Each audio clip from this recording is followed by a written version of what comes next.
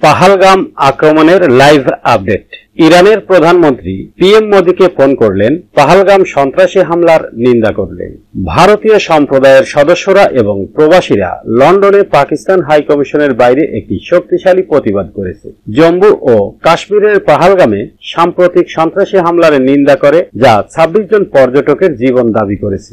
জাতীয় পতাকা ও প্ল্যাকার্ড বহন করে বিক্ষোভকারীরা এই ঘটনার গভীর শোক প্রকাশ করে এবং ক্ষতিগ্রস্তদের বিচার দাবি করে। সন্ত্রাস বিরোধী স্লোগান দিয়ে বিক্ষোভকারীরা পাকিস্তানের বিরুদ্ধে এই ধরনের হামলার জন্য দায়ী সন্ত্রাসী গোষ্ঠীকে নিরাপদ আশ্রয় দেওয়ার অভিযোগ করে। বিক্ষোভ যদিও শান্তিপূর্ণ, একটি বৈচিত্র্যময় জনতাকে আকৃষ্ট করেছিল, ক্ষতিগ্রস্তদের এবং তাদের পরিবারের সাথে সংহতির একটি ঐক্যবদ্ধ বার্তা পাঠিয়েছিল। ক্রমবর্ধমান কূটনৈতিক উত্তেজনার মধ্যে ভারত সরকার শুক্রবার পাকিস্তানি নাগরিকদের জারি করা সমস্ত শ্রেণীর ভিসা প্রত্যাহার করার ঘোষণা করেছে। ২৭ এপ্রিল থেকে অবিলম্বে কার্যকর হবে।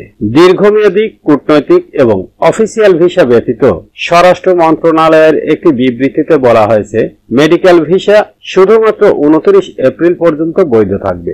ভারত সরকার ২৭ এপ্রিল ২০২৫ থেকে অবিলম্বে কার্যকর দীর্ঘমেয়াদী ভিসা, কূটনৈতিক এবং অফিসিয়াল ভিসা ব্যতীত পাকিস্তানি নাগরিকদের জারি করা সমস্ত বিদ্যমান ভিসা প্রত্যাহার করেছে।